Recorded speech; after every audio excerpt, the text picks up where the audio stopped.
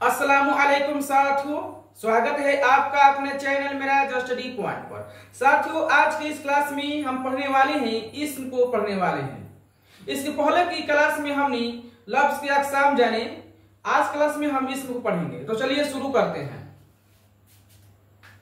हमने पहले क्लास में जाना था कि लफ्ज की दो किस्में होती हैं, एक लफ्ज मौजू होता है, एक लफ्ज मौजू होता है और एक होता है लफ्ज मोहम्मद।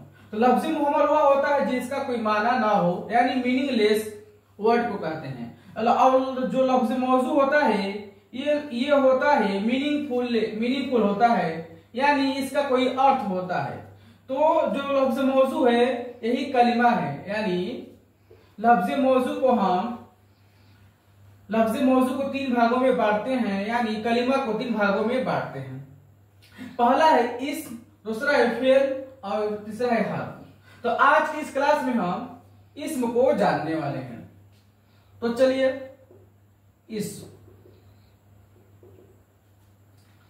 इस्म का माने होता है नाउन, यानी कि इसे हम इंग्लिश में नाउन कहते हैं और हिंदी में इसे हम संज्ञा कहते हैं। और जो इस्म होता है नाम को कहते हैं, यानी दुनिया में जो कुछ भी है वो सभी के सभी क्या है, नाउन है। यानी संसार में जो चीज भी है उसका कुछ न कुछ नाम होगा, कुछ न कुछ क्या होगा, नाम होगा। उसी को हम संज्ञा कहते हैं। जैसे हवा, पानी, पहाड़, पर्वत, आसमान, यानी कि जो कुछ भी हमारे आंख से दिखाई देती है या नहीं दिखाई देती है, या दर्द हम जिसको हम महसूस करते हैं वो सभी क्या होती है, संज्ञा होती है। यानी किसी भी नाम को हम संज्ञा कहते हैं। तो उर्दू में हम संज्ञा को दो प्रकार से पढ़ते हैं। एक होता है बनावट के लिहाज से, बनावट के लिहाज से, और दूसरा है माना के लिहाज से।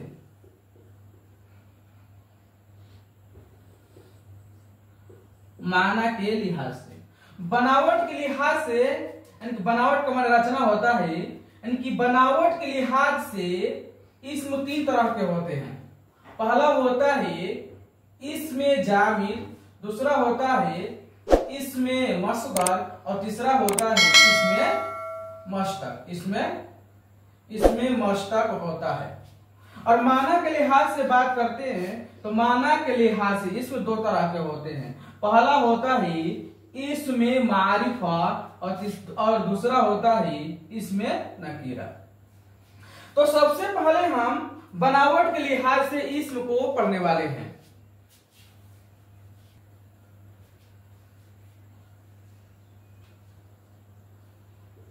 हम जाने अब बनावट के लिहाज से, तो बनावट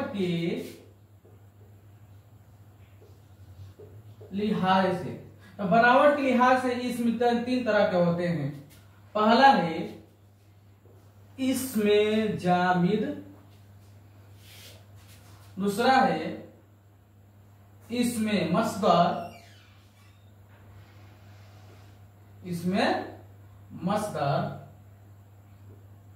और तीसरा है इसमें मुश्तक। तो हम सबसे पहले जाने कि इसमें जामिद क्या होता है। इसमें जामिद वह संज्ञा होती है जिसको हम दो भागों में, दो या दो से अधिक भागों में नहीं तोड़ सकते। इसे हम दो या दो से ज्यादा हिस्सों में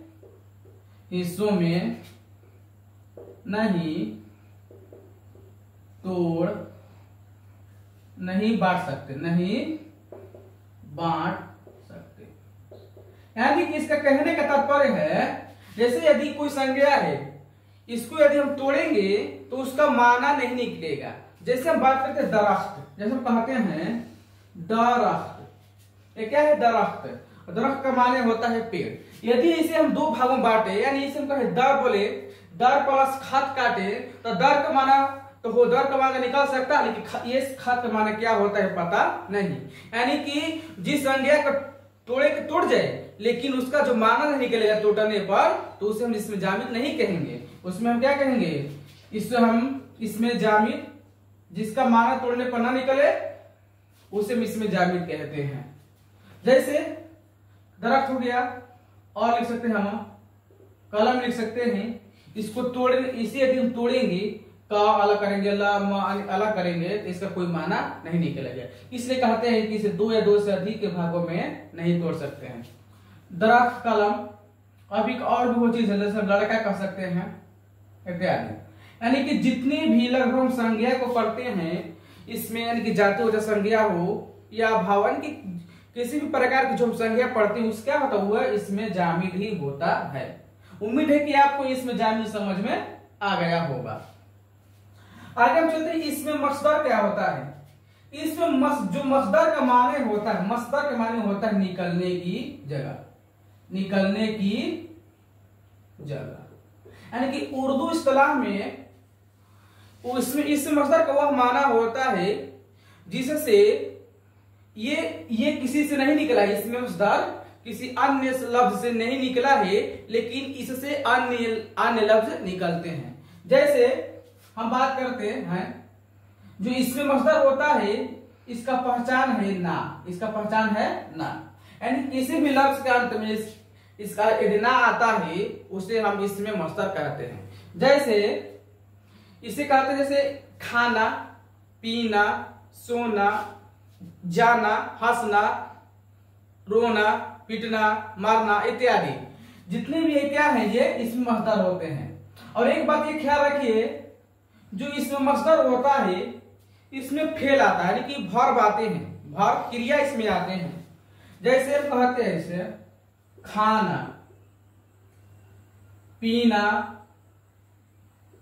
खाना पीना, रोना, पढ़ना, हम इसे गौर से यदि आप देखिए, इसमें खाना, पीना, रोना, पढ़ना, सोना, जाना इत्यादि ये सभी एक भार में क्या है, भार में ये क्रिया है। तो जब जिसके अंत में ना होगा वो इसमें मसदर होगा। लेकिन एक और बात है, जैसे कहते हैं नाना, क्या कहते हैं, नाना। ये जो ना, इसके अंत में ना है, क्या है, ना है, लेकिन ये वर्ब नहीं है, ये वर्ब नहीं है, इसलिए इसको हम इसमें मसदर नहीं कहेंगे। तो आप समझ गए कि इसमें मसदर की पहचान ये है कि इसके अंत में ना आएगा। इसके अंत में क्या आएगा, ना आएगा, वर्ब में ना आएगा, इसे हम इसमें मसदर कहेंगे।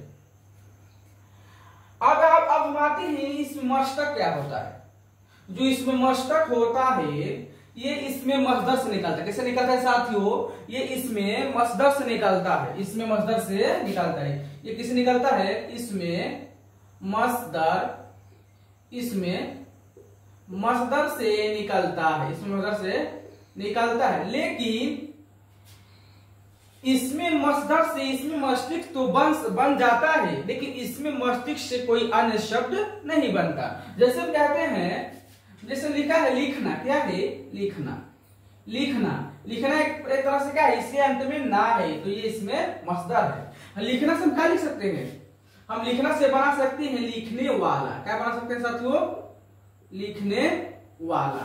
या हम बना सकते हैं लिखने वाली, या बना सकते हैं इसको हम लिखने वाली। या और भी बना सकते हैं, हम इससे लिखावट बना सकते हैं। क्या बना सकते हैं साथियों, हम लिखावट बना सकते हैं, लिखावट। यानी कि लिखना से लिखने वाला, लिखने वाली और लिखावट बन गया। अब ये जो शब्द आ गया, ये सब कची है, ये जो शब्द है इसमें मस्तक है, और इन शब्दों से अन्य शब्द हम नहीं बना पाएंगे, इसलिए इसे क्या कहते हैं, इसलिए हम इसे मस्तक कहते हैं। तो आप ध्यान से समझिए कि इस मसदर के अंत में ना आता है, इसमें मसदर के अंत में ना आता है, और इस मस्तिष्क के इसमें मस्तिष्क के अंत में क्या आता है, वाला या वाली आता है, या आवट आता है, आवट।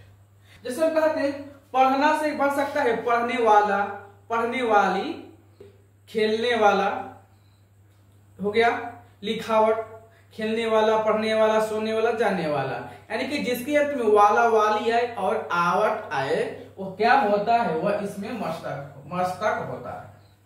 कुल मिला जोड़ा के यदि बात करते हैं, हम देख रहे हैं कि इसमें जो जामिद है इसमें सभी संज्ञा आ रहे हैं। इसमें हर चीज आएगा, शहर का नाम, गांव का नाम, इंसान का नाम, जानवर का नाम, पहाड़ों का नाम इत्यादि सभी आएंगे। लेकिन इसमें मस्दर में क्या रहा है, इसमें मस्दर में सिर्फ संज्ञा आ रहा है, इसमें मस्दर में सिर्फ वर्ब यानी क्रिया आ रहा है। वो कौन सी क्रिया जिसमें वक्त नहीं बताया गया है। ठीक है, ये हो गया खाना पीना रोना इत्यादि, इसमें मस्दर। और इसके अंत में क्या रहा है, ये भी क्या हो रहा है, ये तो वर्ब है ही, वर्ब से क्या बन रहा है, इसमें मस्तक बन रहा है, यानी ये दोनों एक दूसरे से क्या लगभग कनेक्टेड है, ये क्या अलग है। यानी कि आगे हम जितनी पढ़ेंगे इसमें जामिद में जातिवाचक, भाववाचक जितनी भी संज्ञा है, इसमें मारिफा, इसमें नकीरा, ये सभी क्या होती है, इसमें जामिद के अंदर ही आते हैं। तो हमने साथियों आपको बता दिया कि बनावट के लिहाज से इसमें 3 तरह के होती हैं, इसमें जामिद, इसमें मस्दर और इसमें मस्तिष्क। तो सबसे पहले आप इसका स्क्रीनशॉट ले लें। तो साथियों हमने जाना बनावट के लिहाज से इसमें 3 तरह के होती हैं, इसमें जामिद, इसमें मस्दर और इसमें मस्तिष्क। इसको हमने पढ़ लिया है। अब हम जानेंगे माना के लिहाज से इसमें कितने तरह के होते हैं। तो माना के लिहाज से इसमें 2 तरह के होते हैं। पहला है इसमें मारिफा, दूसरा है इसमें नकीरा। तो इसमें मारिफा को हम, इसके अन्य नाम है, तो इसमें मारिफा को हम इसमें खास भी कहते हैं। इसे इंग्लिश में हम प्रॉपर नाउन और इसे हिंदी में हम व्यक्तिवाचक संज्ञा कहते हैं, व्यक्तिवाचक संज्ञा कहते हैं। और जो इसमें नकीरा है इसके भी अन्य नाम है, जैसे इसमें आम, इसका और नाम इंग्लिश में कॉमन नाउन। क्या नाम साथियों, कॉमन नाउन है। और इसका हिंदी नाम है जातिवाचक संज्ञा। तो हम जानेंगे इसमें मारिफा क्या होती है। इसमें मारिफा वह नाम होता है, वह संज्ञा होती है जिसमें किसी खास चीज का बोध होता है, जैसे शहर का नाम, गांव का नाम, आदमी का नाम, लड़कों का नाम, जानवरों का नाम इत्यादि जितनी भी खास चीजें हैं इस कायनात में, इस ब्रह्मांड में, सभी क्या होती हैं, सभी इसमें मारिफा होते हैं। जैसे बात करते हैं हम किसी आदमी का नाम लेते हैं, जैसे किसी आदमी का नाम, जैसे हम लिखते हैं मोहन, हामिद। अब शहर का नाम जैसे हो गया पटना, क्या हो गया, पटना, दिल्ली। और जिसमें कह सकते हैं पहाड़, जैसे है पहाड़ों का भी नाम होगा, इसमें हिमालय पर्वत, माउंट एवरेस्ट, K2 इत्यादि। सब जितने क्या होते हैं इसमें मारिफा होती है। इसमें मारिफा में हम खास चीजों का बयान करते हैं। और जो इसमें नकीरा होती है, इसमें हम आम चीजों की साधारण चीजों का वर्णन करते हैं। जैसे कहते हैं इसमें क्या होता है ना, तो इसमें एक शब्द से जाति भर का बोध होता है, पूरे जाति भर का इसमें नकीरा यानी कॉमन नाउन में बोध होता है। जैसे हम कहते हैं लड़का, जैसे कहते हैं लड़का, तो लड़का इसका कोई भी लड़का हो सकता है। जैसे एक लड़का आया था, तो पता नहीं कि कौन लड़का आया था। जब हम लड़का कह रहे हैं तो लड़का यानी कि किसी भी हर लड़के का इसमें बोध हो रहा है। लेकिन जब कह दे एक लड़का हामिद आया था, यानी उस लड़के का हमने क्या बता दिया, नाम बता दिया, तो हामिद क्या हो गया, ये हो गया इसमें मारिफा। जब किसी चीज का नाम पता हो, खास चीज नाम पता हो, उसे कहते हैं इसमें मारिफा, यानी जातिवाचक संज्ञा, यानी प्रॉपर नाउन कहते हैं इसे। और इसे एक और एग्जांपल समझिए, जैसे हम कहते हैं मुझे एक शहर में घूमने जाना है, अब शहर, तो कौन सा शहर? शहर तो बहुत सारे शहर हो सकते हैं, लेकिन जब कह देते हैं पटना शहर घूमने जाना है, तो पटना क्या हो गया? एक तरह से एक विशेष नाम हो गया, एक जगह का नाम हो गया। उसी हम क्या कहते हैं? उसी हम इसमें मारिफा कहते हैं। उम्मीद है आप समझ चुके होंगे। इसी तरह इसमें भी है शहर, तो कोई भी शहर हो सकता है, नदी, पर्वत, घर, स्कूल, कोई भी स्कूल हो सकता है इत्यादि, जिससे पूरे जाति भर का बोध हो उसे हम कहते हैं इसमें नकीरा, और जिसे खास चीज का बोध उसे कहते हैं इसमें मारिफा। उम्मीद है कि आप इसमें मारिफा और इसमें नकीरा समझ चुके होंगे। तो हम जानेंगे कि इसमें मारिफा की अक़साम को जानेंगे। इसमें मारिफा की जो अक़साम होती हैं उर्दू में, उसको हम जानेंगे। इसमें मारिफा के अक़साम दिए गए हैं। इसमें आलम, इसमें आलम, इसमें ज़मीर, इसमें इशारा और इसमें मौसूल। इसमें आलम, आलम अब देखते हैं कि जो इसमें आलम होती है इसकी कितनी अक़साम है। तो इसमें आलम का पहला अक़साम है खिताब, दूसरा है लक़ब, तीसरा है तखल्लुस, चौथा कुन्नियत और पांचवा है उर्फ। तो इसमें आलम जो होता है, इसमें जो आलम होता है, आलम का मानी होता है झंडा, यानी निशान होता है, जिससे किसी खास का बोध हो उसे हम कहते हैं इसमें आलम। जैसे हम कहते हैं, जैसे एग्जांपल दे रहा है, जैसे हमारा नाम मेहदी हसन या आपका नाम हामिद महमूद जो भी हो, ये इसमें आलम में आएगा, क्योंकि आप एक पहचान बढ़, आपका जो नाम है उससे आपकी पहचान बढ़ रहा है, इसलिए ये क्या है? इसमें आलम है। और जो इसमें आलम को हम इतने भागों में बांट सकते हैं। पहला है खिताब, खिताब के माना होता है अवार्ड। क्या करना?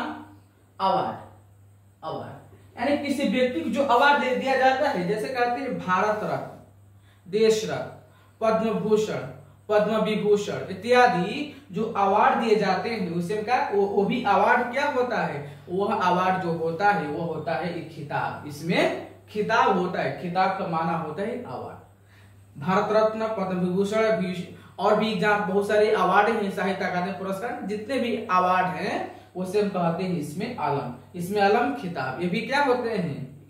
एक तरफ से इसमें मारिफा होते हैं, क्योंकि उनका नाम है, खास नाम है। आगे है लक़ब। क्या है?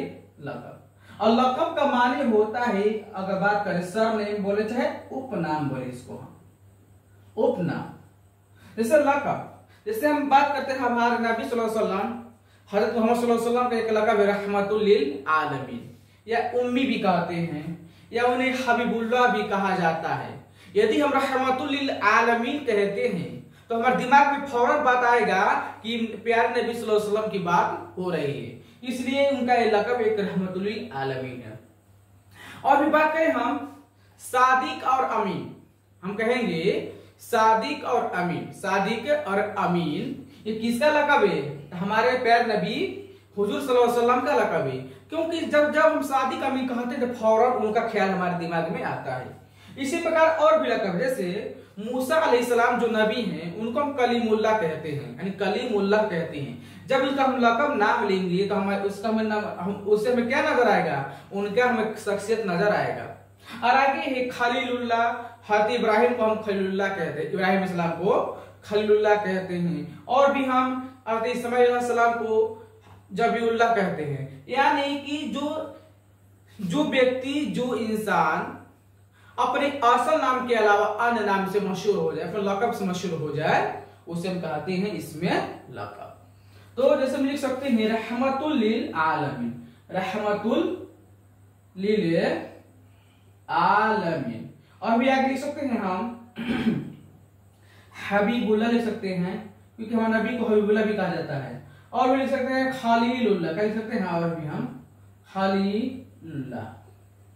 और जिसमें एक और भी हो सकता है शुहदाए करबला, यानी कि सैयदुश्शुहदा, सैयदुश्शुहदा यानी कि जो शहीदों का सरदार। शहीदों का सरदार किसे कहते हैं? हम इमाम हुसैन को कहते हैं।